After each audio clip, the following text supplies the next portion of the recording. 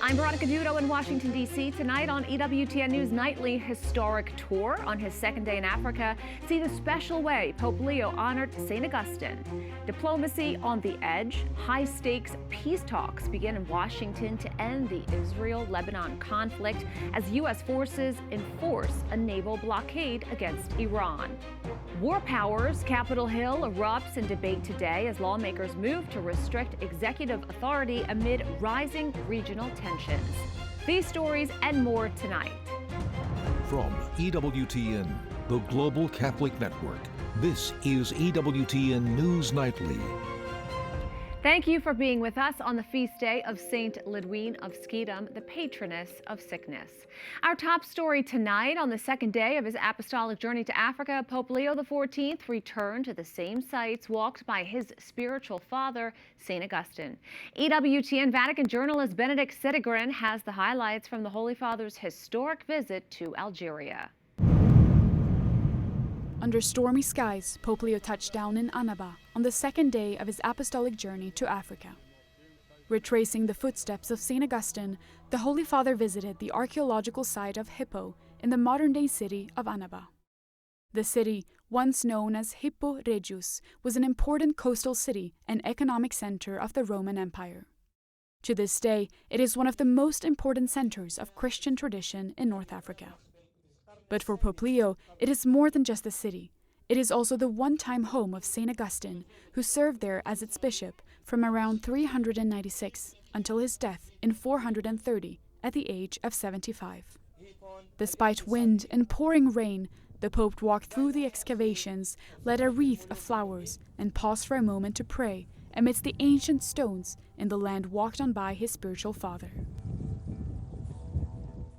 The Pope then planted an olive tree while the choir from Annaba's Institute of Music sang hymns in Latin, Berber, and Arabic, based on texts by St. Augustine dedicated to peace and fraternity. In the distance, one could see the Basilica of St. Augustine sitting on top of a hill. After visiting the archaeological site, the Pope visited several elderly people residing at Ma Maison Care Home for the Elderly, run by the Little Sisters of the Poor. In his brief address, he told the residents of different religions that God dwells here, noting that wherever there is love and service, God is there. I think that the Lord, looking down from heaven upon a house like this, where people strive to live together in fraternity, would say, there is hope. Yes, because God's heart is torn apart by wars, violence, injustice, and lies. But our Father's heart is not with the wicked, the arrogant, or the proud. God's heart is with the little ones, with the humble, and with them he builds up his kingdom of love and peace day by day. After a private meeting with the members of the Augustinian order at their community house, Pope Leo went to the Basilica of St. Augustine to celebrate Holy Mass. Addressing the faithful, the son of St. Augustine encouraged all to bear witness to God before the world with one heart and one soul, following the example of the saints. Your history is one of generous hospitality and resilience in times of trial. Here the martyrs prayed. Here St. Augustine loved his flock, fervently seeking the truth and serving Christ with ardent faith. Be heirs to this tradition, bearing witness through fraternal charity to the freedom of those born from above as a hope of salvation for the world. The Holy Father praised the country's Christians for their resilience and highlighted that their presence in their country is like incense, a glowing grain that spreads fragrance because it gives glory to the Lord and joy and comfort to so many brothers and sisters. Dearest Christians of Algeria, you remain a humble and faithful sign of Christ's love in this land. Bear witness to the gospel through simple gestures, genuine relationships, and a dialogue lived out day by day. In this way, you bring flavor and light to the places where you live. The Mass was Pope Leo's last public event in Algeria. Tomorrow, he will travel to Cameroon. Benedict Sidegren for EWTN News Nightly. Colin Flynn, foreign correspondent for EWTN News, joins me now to break down the Pope's trip to Africa. Now, Colin, you traveled to Algeria and produced a documentary on Christianity there. What do you think the Holy Father will experience in regard to the Catholic and Christian community there? Veronica, it's great to see you and a very good evening. This is going to be, I think, one of the most fascinating countries that he will encounter on this trip across Africa, because we went there 2 months ago, as you mentioned, to produce a documentary that has already been watched by hundreds of thousands of people on YouTube in anticipation of this visit. When you look at the fabric of the country, it is enormous, with a large portion of it in the Sahara Desert. But the population alone is 50 million people. And just to give you an idea of how this really is a Muslim majority country, the number of Catholics out of 50 million, 9,000. So it is a tiny, less than 1%. So when you are such a minority within the country, you have many challenges. Yes, they say there is religious freedom as per their constitution in Algeria. But as we learned when we were there, going around the country very delicately and sensitively, talking to the bishops and the faithful who would talk to us on camera, that religious freedom does come with its limits. For example, they are allowed practice in their churches and celebrate Mass and celebrate the Eucharist, but under no circumstances would they be allowed go outside and proselytize or evangelize or hand out a Bible, even if someone requested it. And even conversions, people who convert from Islam to Christianity, I was told it does happen, it's very rare, but we found it very difficult to find people to talk about it in the countries. Now, why do you think Pope Leo selected the countries and also specifically Algeria? Well, we know that Pope Leo XIV is an Augustinian, and in fact, today it is a Muslim-majority country, Algeria, but it was once a stronghold of Christianity. That part of Northern Africa is such an important centre for Christians. In fact, the basilica, the modern-day basilica in Annaba, which was then Hippo Regius, when St. Augustine was the bishop there in the late 4th and early 15th century, that was a place of pilgrimage as people moved through heading to the Holy Land. So I think to connect with his roots, the roots of his order, when you're there, if you watch the documentary online, we open in Annaba and I'm standing in the ruins of that incredible cathedral from the 4th, 5th century where St. Augustine would have preached, where he would have celebrated Mass. So you really are so close to history, and those remains, which is incredible for a Muslim majority country, they still stand there today. So I know the Pope is going to Algiers, the capital, and he will then go to Annaba, whereas in our documentary we also went to cities like Constantine and to Oran and to other parts of the country. So it is a vast country, a very complex situation for the Christians there, a very difficult situation for the Christians there, and I think it's going to be probably one of the most fascinating countries that the Pope will stop on this trip across Africa. Really incredible insight that you had from on the ground. Colin Flynn, thank you so much. My pleasure. Thank you so much, Veronica. Right now, the window for religious freedom in Algeria is closing for everyone. Beyond the headlines of the recent papal visit, the government is using administrative lawfare to dismantle religious life. From shuttering Catholic charities to the forced closure of nearly every Protestant church in the country, this isn't just about building permits. It's a systematic campaign that has left thousands of believers without a legal place to worship and put religious leaders at risk of prison time. Joining us now to break down this legal crackdown is Kelsey Zorzi. She is the Director of Advocacy for Global Religious Freedom at ADF International and a leading voice for persecuted minorities at the United Nations. Thank you so much for being here. We have seen a massive spike in church closures and arrests in Algeria over the last few years. In your view, what triggered this specific crackdown right now? So one of the beautiful things about Algeria is that even though Christians are such a small minority, they live in near perfect harmony with their Muslim neighbors. As of 2017, there were 50 thriving Protestant evangelical churches operating across the country. And these churches were growing, and the government took note of this.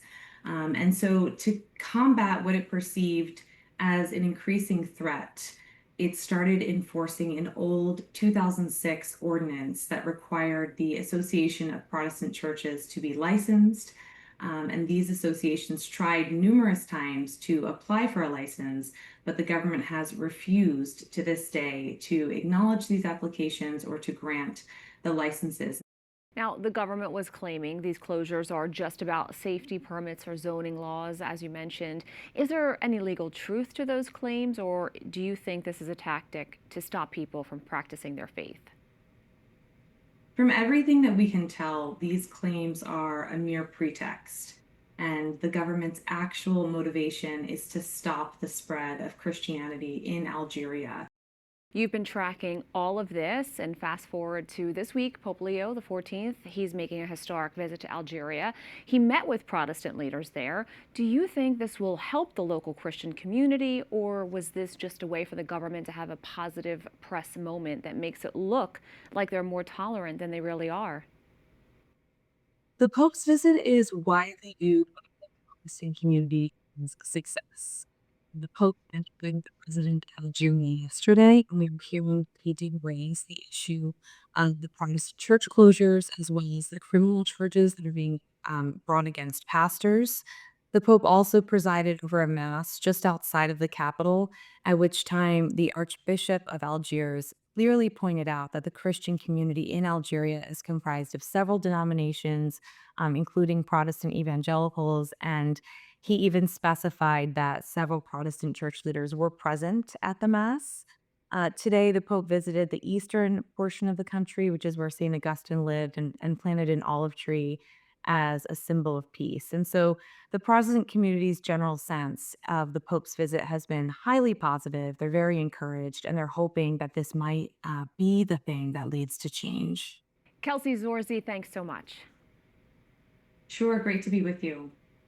We have a lot more still to come on EWTN News Nightly. Historic opportunity. U.S. Secretary of State sits down with the Israeli and Lebanese ambassadors to talk lasting peace. We'll discuss. And the Iran conflict abroad triggers fierce debate at home. We're on Capitol Hill.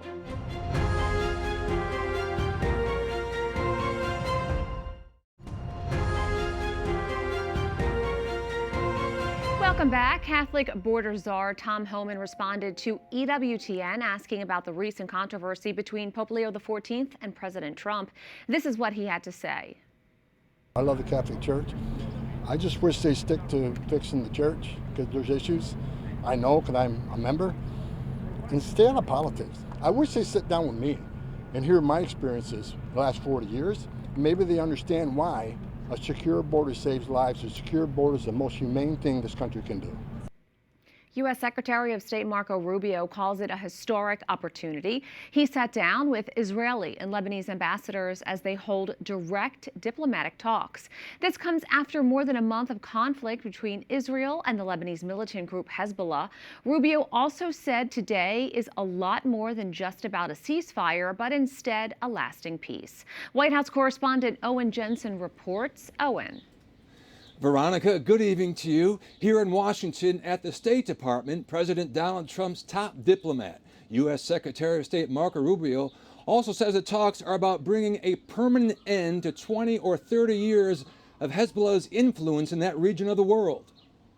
Secretary of State Marco Rubio and U.S. Ambassador to the United Nations Mike Waltz attend the opening session of direct talks, the first between Israel and Lebanon since 1993. Secretary Rubio said the Trump administration is very happy to be facilitating the discussions. So our hope here, and I know this will be a process, okay, all of the complexities of this matter are not going to be resolved in the next 6 hours, but we can begin to move forward to create the framework where something can happen, something very positive, something very permanent. In the current war, more than 2,100 people have been killed in Lebanon by Israeli airstrikes, more than 1 million people displaced. And Hezbollah still fires drones, rockets, and artillery daily into northern Israel. The hoped-for outcome of the talks? So that the people of Lebanon can have the kind of future they deserve, and so that the people of Israel can live without fear of being struck by rocket attacks from a terrorist proxy of Iran. Hezbollah maintains influence in large swaths of Lebanon. It opposes the direct talks and was not represented. It will not abide by any agreements made. We have to remember the Lebanese people are victims of Hezbollah. The Lebanese people are victims of Iranian aggression. And and this needs to stop. Meanwhile, in the U.S.-Israeli war against Iran, last week's ceasefire appears to be holding, but the showdown over the Strait of Hormuz risks reigniting hostilities. The U.S. military said today it has successfully begun to enforce a blockade of Iranian ports, and U.S. forces are supporting freedom of navigation for vessels transiting the Strait of Hormuz. President Trump says a second round of talks with Iran could be happening over the next 2 days. The sticking point remains nuclear weapons. Iran will not have a nuclear weapon. And we agreed to a lot of things, but they didn't agree to that. And I think they will agree to it. I'm almost sure of it. In fact, I am sure of it. If they don't agree, there's no deal. There'll never be a deal. The Israeli defense minister also commented on the war with Iran, saying it's important to remove any enriched nuclear material from the country as a condition for ending the conflict. Secretary Rubio also called the talks between Israel and Lebanon a process, not an event, that it will take time. But he believes this historic gathering is worth it to bring about peace and prosperity. At the White House, Owen Jensen, EWTN News Nightly. Joining me now is Asher Fredman, a visiting fellow at the Allison Center for National Security at the Heritage Foundation. Thanks so much for being here.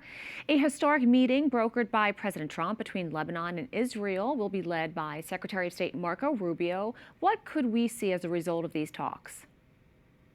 Well, thank you for having me. And these talks are very important just because they're happening. The fact that Israel and Lebanon, with the assistance and the facilitation of Secretary Rubio and the United States, are sitting across the table and talking about the possibility of peace, that's important on its own. Frankly, I think the Lebanese government understands how dangerous Hezbollah is for the country and how they're essentially an Iranian proxy in the country.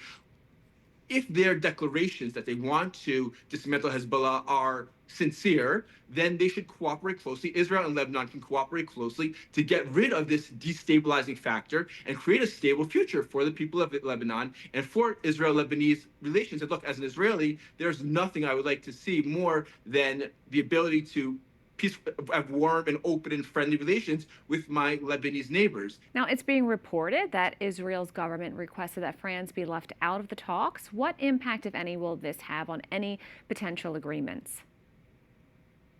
I think it was an American general during the first Gulf War who said that going to war without France is like going to war without an accordion. France has not had a particularly positive impact on Middle East peacemaking or security, to be frank, and I apologize for any of French watching, but I think that's just a fact. France is an important player in Lebanon, but despite the assistance and the involvement of France in the government of Lebanon, as I've pointed out, again and again, the government of Lebanon in 2006 and numerous times afterwards committed to restoring sovereignty, taking control of its country, dismantling Hezbollah, and it, to be quite frank, failed time and time again, which is why Israel had no choice but to engage in these military operations. So I think that with the American involvement, potentially other countries that can play a constructive role, I don't think that the absence of France is going to have a detrimental effect on the discussions. Asher Fredman, thank you so much. Thank you so much for having me. I really appreciate it. As the Iran war continues, U.S. lawmakers are jockeying for position on whether or not to support the American blockade of the Strait of Hormuz. That's one reason why Democrats are ramping up their efforts to vote on war powers resolutions in both the House and Senate. Some even believe they could gain Republican support. Capitol Hill correspondent Eric Rosales joins us now. Eric, when will the war hit the 60-day mark? Well, that's going to happen at the end of this month. Good evening to you, Veronica. According to the 1973 War Powers Resolution, presidents are given 60 days to conduct military operations in a conflict without congressional approval. As I mentioned, the 60-day mark is coming to an end at the end of this month, but Republicans defending the president's actions say that it won't take that much longer, but they add that the president should be allowed to finish the job. We can't control the time it's going to take to accomplish the mission, So the mission should be the goal, not the time it takes to accomplish the goal. We're in it. We need to be in it to win it. Republicans say that mission includes making sure Iran doesn't have nuclear weapons, and whenever uranium is in their possession, the U.S. controls its use. We're way ahead of schedule. Democrats say President Trump's own words were this war would last only a few weeks. They add already 13 U.S. service members have been killed and hundreds more wounded. And despite dozens of top Iranian leaders killed, the regime remains in charge. This president is out of control, and Americans are paying the price. And that is why this week we will force the Senate to debate and vote on a war powers resolution. And until this president is reined in, we will continue to force these votes. Other Democrats agree. This group is growing. We're filing war powers resolutions. We have colleagues who want to avoid at all costs a public discussion of this war, the lack of a rationale and the consequences of it. We will not let them do so. Look at Tim Kaine's own words. He planned this out well before the situation even in Venezuela, that he's going to fill the floor time up with these nonsensical war powers resolutions. He did that because he wants to take floor time away from the Republican Senate. The resolution is House Speaker Mike Johnson says now is not the time to handcuff the president. I think passage of a war powers resolution right now would be a terrible, dangerous idea. It would empower our enemies, it would kneecap our own forces, and it would take the ability of the U.S. military and the commander-in-chief away. And Democrats say that they plan to bring a war powers vote every week.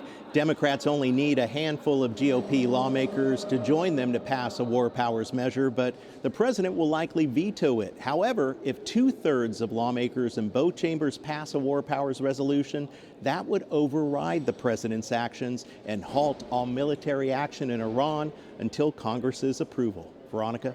Eric, switching to another big topic, several resignations took place late yesterday on the Hill. Can you tell us more? Well, I tell you what, Veronica, in a span of about 55 minutes late last night, Congressman Eric Swalwell, a Democrat from California, and Tony Gonzalez, a Republican from Texas, announced their resignations from the U.S. House. Now, both face potential expulsion votes this week after staff members claim that they had unwanted affairs with the men. Now, right now, at least 5 women have accused Congressman Eric Swalwell of misconduct, ranging from everything from harassment to sexual assault. One woman claims that she was drugged and raped in her hotel room back in 2018.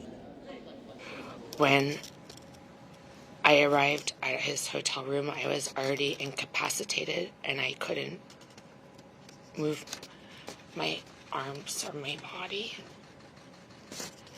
He raped me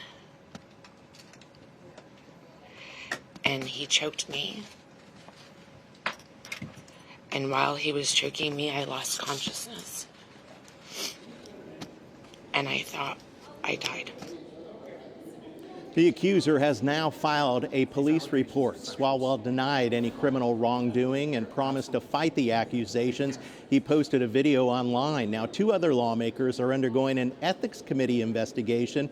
Congressman Corey Mills, a Republican from Florida, is also accused of sexual misconduct, along with dating violence and misuse of financial resources. And Florida Democrat Congresswoman Sheila Shervillis McCormick is facing a federal indictment. She's accused of stealing approximately $5 million in FEMA disaster funds. Now, earlier, a House Ethics Committee subcommittee found her guilty of about 25 violations. Both could be expelled by a vote in the U.S. House later this week. Veronica, very busy times up here on Capitol Hill and troubling accusations. Thanks so much, Eric. Up next on EWTN News Nightly, new leader. The Chaldean Catholic Church has a new patriarch who was chosen to lead the Eastern Rite.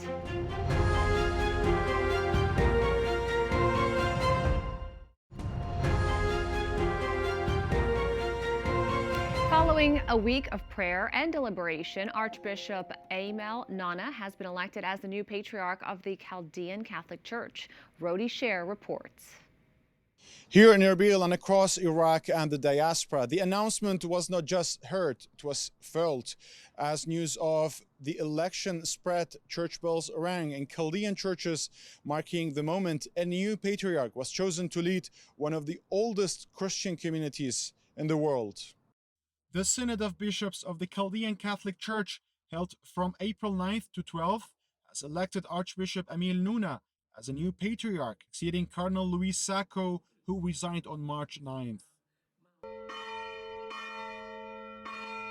From Iraq to communities abroad, the ringing of church bells announced the election of new patriarch, a tradition that reflects both continuity and renewal in the life of the church.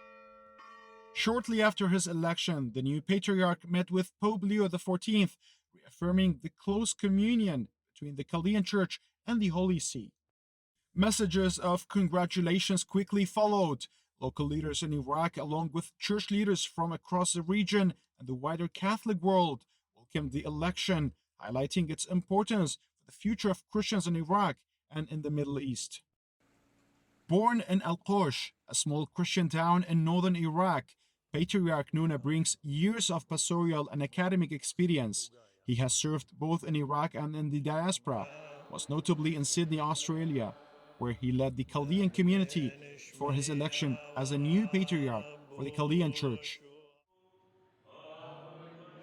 His election comes at a critical moment. The Christian population in Iraq has declined significantly over the past decades, while thousands of Chaldeans now live abroad, creating new challenges in preserving identity, language, and unity.